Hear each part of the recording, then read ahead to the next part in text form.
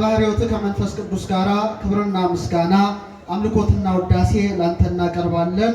በእጅጉ የምንወድሽ የአምላክ እናት ንዕድ ክብርት ቅድስት ድንግል ጸጋሽ ረድኤትሽ በረከትሽ በእኛ በልጆቻችን ላይ አድሮ ይኖር። ተራዳዊ መልአክ ብርሃናዊ መልአክ ፍጹሐ ገጽ ቅዱስ ገብርኤል ተራዳይነት ቅዱስ ቂርቆስ ቅድስት ኢየሉጣ ጸሎታችሁ አይለየን። ክቡራን ሊቃውንተ ቤተ ክርስቲያን አባቶቻችን በአውደ ምሕረት ላይ ያላችሁ በመላ ዘማሪያን ዘማሪያት ምእመናን ምእመናት ሁላችሁም አንድ አምላክ በሚሆን በአብ በወልድ በመንፈስ ቅዱስ ስም እንደምን ቆያችሁ? እንደምን አረፈዳችሁ? እንደምን ሰነበታችሁ? ልዑል እግዚአብሔር ሁላችንን በሕይወት በሰላም ጠብቆ ለዚች የተቀደሰች ዕለት አድርሶናልና የአባቶቻችን አምላክ ልዑል እግዚአብሔር ስሙ የተመሰገነ ይሁን። እንደ እግዚአብሔር ቸርነት እንደ እግዚአብሔር ቅዱስ ፈቃድ ዛሬ ዓመታዊው የቅዱስ ገብርኤል በዓል ነው። የቅዱስ ቂርቆስ የቅድስት ኢየሉጣ በዓል ነውና እንደ እግዚአብሔር ቸርነት እንደ እግዚአብሔር ቅዱስ ፈቃድ በተለይ የገናናው መልአክ የቅዱስ ገብርኤልን ተራዳይነት እንማራለን። ጣፋጭ ትምህርት እንማራለን። እጥር ምጥን ላለች ደቂቃ ናት። ምናልባት ደግሞ አንድ ሰምታችሁ የማታውቁት ስለ ቅዱስ ቂርቆስ ለመጀመሪያ ጊዜ እነግራቸዋለሁ። እግዚአብሔር ሁላችንን ይባርከን። አነ ውእቱ ገብርኤል ዘእቀውም ቅድመ እግዚአብሔር፣ እኔ በእግዚአብሔር ፊት የምቆመው ገብርኤል ነኝ። የሉቃስ ወንጌል ምዕራፍ 1 ቁጥር 19። እስቲ አብረን እንበል። እኔ በሉ እስቲ በእግዚአብሔር ፊት የምቆመው ገብርኤል ነኝ። ይህን ኃይለ ቃል የተናገረው ራሱ ቅዱስ ገብርኤል ነው። በእግዚአብሔር ፊት መቆም በገናናው አምላክ ፊት መቆም ታላቅ ጸጋ ነውና ለዘካርያስ ሲያበስረው ዘካርያስ ሲጠራጠር ለምን ትጠራጠራለህ? እኔ በእግዚአብሔር ፊት የምቆመው ማን ነኝ አለ? ገብርኤል ነኝ አለ። ቅዱስ ገብርኤል ከመላእክት ወገን ታላቅ ጸጋ የተሰጠው ነው። አባታችን ሄኖክ በተለይ በመጽሐፈ ሄኖክ ምዕራፍ 6 ላይ ስለ ቅዱሳን መላእክት ክብር እግዚአብሔር የገለጠለትን ያስቀምጣል። ሄኖክ የአዳም 7ኛ ትውልድ ነው። አዳም፣ ሴት፣ ሄኖስ፣ ቃይናን፣ መላልኤል፣ ያሬድ፣ ሄኖክ አካሄዱን ከእግዚአብሔር ጋር አድርጎ 365 ዓመት ምድር ላይ ኖሮ እግዚአብሔር በኋላ ከዓይነ ሞት ሰውሮት ፈለከ ፈለካትን አየራ አየራትን ሰማየ ሰማያትን ሙጽአ ነፋሳትን የፀሐይን ነገር የጨረቃን ነገር የከዋክብትን ነገር የመባረቅትን ነገር የነጎድጓድን ነገር የሰማያትን ነገር የመላእክትን ነገር የሊቃነ መላእክትን ሁሉ ምስጢር እግዚአብሔር የገለጠለት ታላቅ ቅዱስ ፍጹም አባት ነው። በምዕራፍ 6 ላይ ስለ መላእክት ያነሳል። የቅዱሳን መላእክት ስማቸው ይህ ነው ይላል። ሁሉም መልአክ ኤል የሚል ቅጥያ አለው። ምን የሚል አለው? ኤል ማለት ምን ማለት ነው? እግዚአብሔር ነው። ስለዚህ ስማቸው ሲል የእግዚአብሔርን ስም የተሸከሙ በመሆናቸው ንዑዳን ክቡራን ናቸው። መጀመሪያ ያነሳው ከቅዱሳን መላእክት አንዱ ኡራኤል በመብረቅና በነጎድጓድ ላይ የተሾመ ነው ይላል። ከቅዱሳን መላእክት አንዱ ስሙ ማን ነው? ድገሙት እስቲ። ኡራኤል በመብረቅና በነጎድጓድ ላይ የተሾመ ነው። እንግዲህ ስለ መብረቅ ስለ ነጎድጓድ አንድ ቀን መጥቼ አስተምራችሁ ይሆናል። በዓመት 1.4 ቢሊየን ስንት አልኳችሁ? በጣም ብዙ ነው አይደለም? መባረቅት ምድር ላይ ይመጣሉ። በዓመት ነው መላችሁ። በቀን 3.8 ሚሊየን መብረቆች ምድር ላይ ይመጣሉ። በሴኮንድ 44 መብራርቅት ምድር ላይ ይመጣሉ። እነዚህ ሁሉ እንዲመራ እንዲያስተዳድር እግዚአብሔር ከመላእክት ወገን የሾመው ማን ነው? አዎ ቅዱስ ኡራኤል መባረቅትን ያዛቸዋል። መብረቅ በመሰረታዊ ነገሩ ክፉ ነገር አይደለም። ብዙዎቻችሁ መብረቅ ሲባል ትደነግጣላችሁ፣ ትፈራላችሁ። በመጽሐፈ ሄኖክ ላይ ግን ወይበርቁ ለበረከታት ለበረከት ብልጭ ይላሉ አለ። ለምን ብልጭ ይላሉ?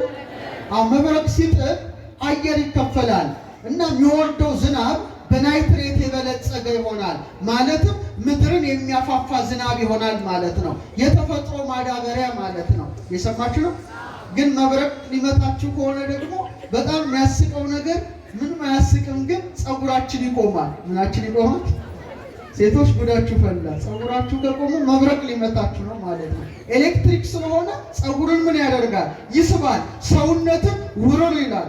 ካሊፎርኒያ አንድ ወቅት ህፃናት የፈረንጅ ፀጉር ዞማ ነው እንደምታውቁት፣ ጸጉራቸው ቆመ፣ ይስቃሉ እነሱ። መብረቅ መጥቶ አንዱን ገደለው፣ አንዱን አቆሰለው።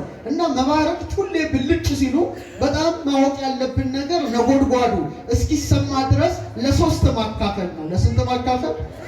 ከዛ በእናንተና በመብረቁ መካከል ያለውን ርቀት ታያላችሁ። ለምሳሌ አሁን ብልጭ አለ፣ 1 2 3 ዲዲዲዲ አለ። እስቲ አካፍሉ። 3 ሲካፈል 3 አለመስማ 1። ስለዚህ በእናንተና በመብረቁ መካከል ያለው ርቀት ስንት ኪሎ ሜትር ነው? 1 ኪሎ ሜትር ነው። ብልጭ አለ። ልክ በ9ኛው ሴኮንድ ላይ ድምፁ ተሰማ። ስንት ኪሎ ሜትር ላይ ነው? ኧረ መልሱ። 3 ነው እንጂ 9 ሲባል እስካፈነ 3 አታውቁም? 3። ስለዚህ በጣም መጠንቀቅ ያስፈልጋል። ብቻ ኡራኤል በመብረቅና በነጎድጓድ ላይ ማን ሾመው? እግዚአብሔር ሾመው። ኡራ ማለት ብርሃን ማለት ነው። ኤል ማለት እግዚአብሔር ማለት ነው። ኡራኤል ማለት ብርሃን እግዚአብሔር ማለት ነው። ይህ መልአክ ብርሃኑን ያብራልን። በሆነ ለዕዝራ ሱቱኤል ብርሃን የሆነ ጥበብን የገለጠ መልአክ ነውና ለእኔም ለእናንተም ጥበቡን አምልቶ አትረፍርፎ ይስጥ። ይቀጥልና ከቅዱሳን መላእክት አንዱ ሩፋኤል ይላል። ማልኳቸው ሩፋኤል በሰዎች ነፍሳትና በቁስለኞች ላይ የተሾመ ነው ብሎ ይገልጥለታል። ሩፋኤል። ስለዚህ ህመምተኞች ማንን እንማጸናለን? የምትወዱትን መልአክ ሩፋኤልን ተማጸኑ። ሩፋ ማለት ሐኪም ማለት ነው፣ ፈውስ ማለት ነው። ኤል ማለትስ ሩፋኤል ማለትን ማለት ነው እግዚአብሔር ፈዋሼ ነው ማለት ነው። በረከቱ ይደርብን። እግዚአብሔር ምን ነው? ፈዋሼ ነው። ቀጥሎ ሄኖክ ማንን ያነሳል? በጣም የምትወዱትን መልአክ ለሰው በሚያደርገው በጎነት ላይ ለሕዝቡ ታዛዥ ነውና ከቅዱሳን መላእክት አንዱ ሚካኤል ነው ይላል። ማን ነው? እንዴት እንደሚወደድ መልአክ በመላው ዓለም ሚካኤል። በኋላ ነግራቸዋለሁ። አሜሪካ ዩኤስኤ ዩናይትድ ስቴትስ ኦፍ አሜሪካ በቅዱስ ሚካኤል ስም 12 ከተማ እንደሰየመች ታውቃላችሁ? መረጃው የለም ችግሩ እዚህ እናንተ የምታውቁት ንፋስ ስልክ ምናምን ነው። 12 ከተማ ሚካኤል ተሰይሞለታል። በኋላ ነግራቸዋለሁ። በጣም አስገራሚ ነገሮች ትንሽ ከቂርቆስ ጋር አያይዤ ስለምነግራችሁ ነው። ሚካኤል ማለት ምን ማለት ነው? ሚ ማለት ማን ማለት ነው። ካ ማለት እንደ ማለት ነው። ኤልስ ሞቅ በሉ። ሚካኤል ማለት ማን እንደ። ለምን ይሄ ስም የተሰጠው መሰላችሁ? ሳጥናኤል እኔ አምላክ ነኝ ብሎ ሲገዳደር ማን እንደ እግዚአብሔር ያለ አምላክ የለም ብሎ ስለሚፋለመው እግዚአብሔር ባወቀ ሚካኤል ስሙን ሰጥቶታል። እልል ብላ መስግነው። ደግ መልአክ በጣም ሙሴን ከፈርዖን፣ ኢያሱን ከአማሌቅ፣ ሕዝቅያስን ከሰናክሬም፣ ዳዊትን ከጎልያድ፣ ዳንኤልን ከአፈ አናብስት፣ ሶስናን ከደረቅ በናት፣ አፎሚያን ከዲያብሎስ ወጥመድ ተራድቶ የጠበቀ ሰይፉን ሲያነሳ የሰናክሬምን ሰራዊት ያረገፈ ሚካኤል ዛሬ ሰይፉን ብልጭ ሲያደርገው አጋንንትን ያረግፋቸዋል። ያረግፍልን ይመላል። ሚካኤል ደስ የሚል መልአክ ሐመልማ ለወርቅ ያሬድ እኮ ነው። ምን ይለዋል? አይኑ ዘርግብ ይለዋል፣ ልብሱ ዘመብረቅ ሐመልማለ ወርቅ ሚካኤል ሊቅ። አይኑ የርግብ የሆነ ልብሱ የመብረቅ የሆነ አለቃ ሚካኤል የወርቅ አመልማሎ ነው። አመስግኖ ደስ የሚል መልአክ ፍስሐ ገጽ ርሩ መልአክ ነው። ሄኖክ ይቀጥልና ከቅዱሳን መላእክት አንዱ ሰረቃኤል በሰውነታቸው ኃጢአት በሚሰሩ ሰዎች መናፍስት ላይ የተሾመ ነው ይላል። ሰረቃኤል በሉ እስቲ። በተለይ አእምሮ ዝግመት ላላቸው፣ የአእምሮ ሱንነት ላላቸው፣ ላበዱ ለናወዙ ሁሉ የሚራዳ መልአክ ማን ይባላል? ሰረቃኤል ይባላል። በረከቱ ይደረብን። ቀጥሎ ተወዳጁን መልአክ ማንን ያነሳዋል? ገብርኤልን ያነሳዋል። ቅዱስ ገብርኤልን ሲያነሳው በእባቦች ላይ ይለዋል። በምኖች ላይ? እባብ ያላቸው አጋንንት ናቸው። አጋንንት እባብ ተንኮለኞች ናቸው። በእውነት ምንጩን ውሃውን ባህሩን ሁሉ መርዝ ነስንሰው ሰውን ቢገሉ ደስ ይላቸዋል። ተንኮል እንዳይሰሩ በላያቸው ላይ የሰለጠነ ማን ነው? ገብርኤል ነው ካለ በኋላ በገነት ሁሉ አለ። በምን ሁሉ? የገነት ዛፎችን እንዲያስተዳድር እንዲጠብቅ የተሾመ መልአክ ማን ነው ማለት ነው? ጉድ እኮ ነው፣ ገብርኤል ነው። እኔ ስለ ገነት አበቦች ስናገር መጽሐፍ ሄኖክ ምዕራፍ 7 ትዝ ይለኛል። ሄኖክ 7 ተራራዎች ተመለከተ። 7ቱ ተራራዎች በገነት ዛፎች ተመልተዋል። የመሃለኛዋ ተራራ ግን አቤት ስታምር ልዩ ተራራ ናት። እጅግ የሚያምር ዛፍ እግዚአብሔር አኑሮባታል። ቅጠሏ አይጠወልግም፣ አበባዋ አይረግፍም፣ ለማየትም ያማረች ናት ይላል። ያቺ የገነት አበባ ማን ትሆን? በግምት እስቲ ገምቱ። ሕፃናት ማናት አልከ? ሕፃናት ጎበዞች ናቸው። አጨብጭቡ። ዛሬ ሕፃናት በዓል የቂርቆስ በዓል አይደል? አዎ በጣም ይገርማል። ኦግዝእቴ ማርያም ደብረ ትንቢት ዘያውድዋ ጾመ መዓዛ በውስተ መጽሐፉ ለሄኖክ እንተ ተጽፈ ዘዛ። ክብሯ በሄኖክ መጽሐፍ የተጻፈላት የመዓዛ እጽዋት የሚከቧት የትንቢት ተራራ አንቺ ነሽ አለ። የገነትን ዛፍ ገብርኤል ጠበቀ።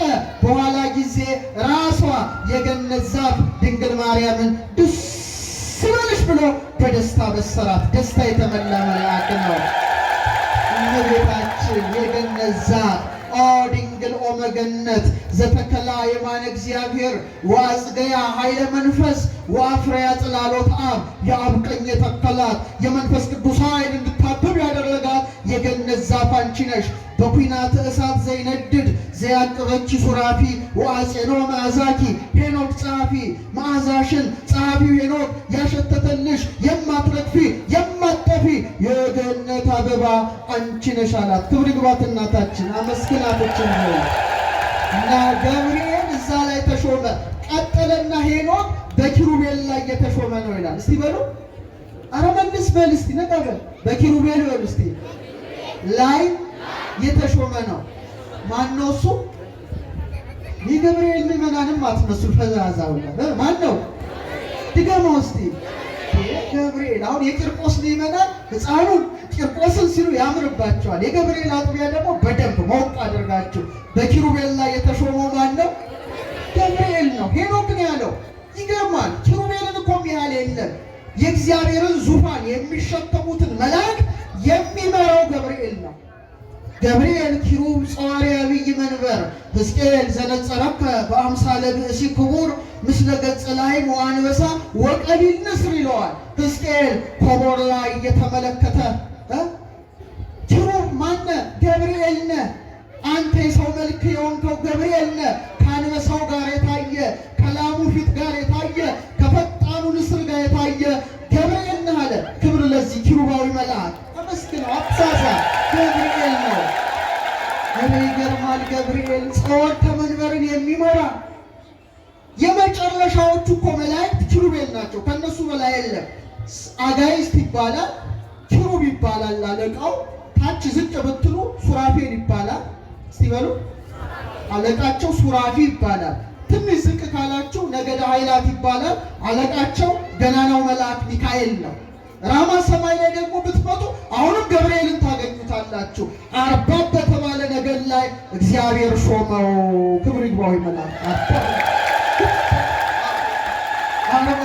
ቀጥሎ መናብርት የሚባል ነገድ አለ፣ ሩፋኤል ይመራዋል። ቀጥሎ ነገደ ስልጣናት የሚባል ነገድ አለ፣ ሱሪያል ይመራዋል። ኤረር በተባለው ሰማይ ላይ ነገደ ሊቃናት አለ፣ ሰላኬል ይመራዋል። ነገደ መኳንንት አለ፣ ቅዱስ ሰላትያል ይመራዋል። ነገደ መላእክት አለ፣ አናንያል ይመራዋል። እላይ ያለውን ግን የሚመራው ገብርኤል ነው። ክብር ለዚህ መልአክ ገብርኤል ነው። ገብርኤል ማለት ሁለት ትርጉም አለው። የዕብራይስጥ ቃል ነው። ጋቦር ማለት ኃያል ማለት ነው። እስቲ በሉ ኃያል። አቤት አቤት ሲያስፈራ! ብርታት ማለት ነው። ኤል ማለትስ ገብርኤል ማለት እግዚአብሔር ምኔ ነው? ኃይሌ ነው። እግዚአብሔር ምኔ ነው? ብርታቴ ነው ማለት ነው። ለምን ይሄ ስም ተሰጠው? መላእክትን ንቁም በበህላዌነ እስከ ነአምሮ ወይም እስከ ንረክቦ ለአምላክነ በያለንበት ጸንተን እንቁም ብሎ መላእክትን በቃሉ የሚያበረታ ስለሆነ ገብርኤል ተባለ። አቤት ስሙ ጣፋጭ ነው። የእግዚአብሔርን ኃያልነት፣ የእግዚአብሔርን ገናንነት፣ የእግዚአብሔርን ብርታት የምናውቅበት መልአክ ነው። የኔና የናንተ ሊቃውንት መምህራን ደግሞ ገብር ማለት አገልጋይ ነው። ኤል ማለትስ ቅዱስ ገብርኤል የማን አገልጋይ ነው? አቤት ደስ ሲል። ሁለተኛው ሰላም ለዝክረ ስምከ ዘኢይተረጎም ምስጢር በሀብቱ ይመስል ብሂለ እግዚኦ ገብር ጌታም አገልጋይም የተባለ ብእሲው አምላክ አምላክም ሰውም የተባለ በስሙ የአምላክን ሰው የመሆን ምስጢር የተሸከመ ገናናው መልአክ ማን ነው? ገብርኤል። በረከቱ ይደርባችሁ ይደርብን። የሚገርመው ገብርኤል ይህ ብቻ አይደለም። ገብርኤል ይህ ብቻ አይደለም። በምዕራፍ 10 ላይ በመጽሐፈ ሄኖክ 4 መላእክትን ሄኖክ ተመለከተ። አንዱ በምስራቅ ነው፣ አንዱ በምዕራብ ነው፣ አንዱ በሰሜን ነው፣ አንዱ በደቡብ ነው። እና ሄኖክ መልአኩን ጠየቀ። አረ እነዚህ ማን ናቸው? ልዑልን ያመሰግናሉ፣ ይማልዳሉና ማን ናቸው ሲል አቤት ለሄኖክ የቀረበለትን መልስ ልንገራቸው። ኦርቶዶክሳውያን ምን ያለው መሰላችሁ? መጀመሪያ አለ መጀመሪያው ቃል አለ። እስቲ በሉ መጀመሪያው ቃል በሉ እስቲ። ይቅር የሚል ከመዓት የራቀ ቅዱስ ሚካኤል ነው አሉ። አያችሁ፣ በምስራቅ ሆኖ የሚማልድ መልአክ ነው። በምስራቅ አቅጣጫ ሆኖ ይቅር የሚል አታስመርሩት የተባለው በኦሪቱ ላይ ይሄ ነው። ይቅር የሚል ከመዓት የራቀ። አቤት የሚካኤል ደግነት! እንዴት አይነት ደግ መልአክ ነው! ለዚህ እኮ ነው ኦርቶዶክሳዊት ቤተክርስቲያናችን ሁልጊዜ በቅዳሴዋ ላይ የሚካኤልን ደግነት ታነሳለች። ምን ብላ?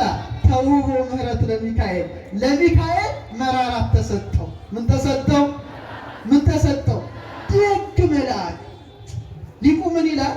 አልቦ ዘይት ማሰለከ በልማደ ምህረት ወሳይል እንበለ ባሕቲታ እኅትከ ማርያም ድንግል። ከፍጡራን ወገን ከእህት ከወላዲተ አምላክ ከቅድስት ድንግል ማርያም በቀር በበጎነት በርኅራኄ አንተን የሚመስል የለም ተባለ። ደጉ መልአክ ሚካኤል፣ የምትወዱት መልአክ ሚካኤል አክብረው። ይህ መልአክ ደግ ነው፣ ርኅሩህ ነው። እመቤታችን ሁሌ ስትመጣ ቅዱሳንን ስትጎበኝ 2 መላእክትን በአብዛኛው አስከትላ ትመጣለች። ማንና ማን ይመስላችኋል? ቅዱስ ገብርኤልና ቅዱስ ገብርኤል ደስተኛ መልአክ ነው። ታውቃላችኋል፣ እመቤታችንን ያበሰረና ሚካኤል ደግሞ በጣም ደግ ነው። እና ደራሲው ምን ይላታል መሰላችሁ? በማኅሌተ ጽጌ ላይ እንዘ ተአቅፍዮ ለሕፃንኪ ጽጌ ጻዕዳ ወቀይ እመቤተ መቅደስ ቦይኪ በዕለተ ተአምሮ ንጽሕ።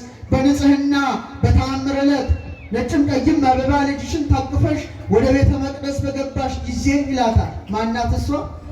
እመቤታችን ናት። እና የርግቤ ትናዝዝኒ ምላ ርግበኖ ርግበ ዳዊት ድንግል ከለቅሶ ታረጋጊኝ ዘንድ ነይ አላት። እመቤታችን ትምጣ። ስትመጪ ግን ብቻሽን አትምጪ ነው። ደስተኛው ማንን? ሚካኤል ከማኪ ርኅሩህ፣ እንዳንቺ ርኅሩህ የሆነውን ማንን? ሚካኤል ይዛ ድንግል ማርያም ትምጣ ወደኛ። እመቤታችን ደግ ነው ያለው እኮ መልአኩ እኮ ነው ለሚካኤል የሚመሰክረው። ከመዓት የራቀ በጣም ይለዋል። ልክ ሁለተኛው ጋራ ሲደርስ ደግሞ በበሽታ ሁሉ ላይ በሰው ልጆች ቁስል ላይ የተሾመው ሩፋኤል ነው አለ። ሩፋኤል ነው፣ አክብረው ይመላክ። ሩፋኤል ነው። ቀጥሎ በሰራዊት ሁሉ ላይ ሶስተኛው የተሾመው ገብርኤል ነው አለ። ገብርኤል ነው። አራተኛ ንስሐ በሚገቡ ሰዎች ላይ የተሾመው ፋኑኤል ነው። አክብረው፣ ፋኑኤል ነው። እና በጣም ይገርማል ኦርቶዶክሳውያን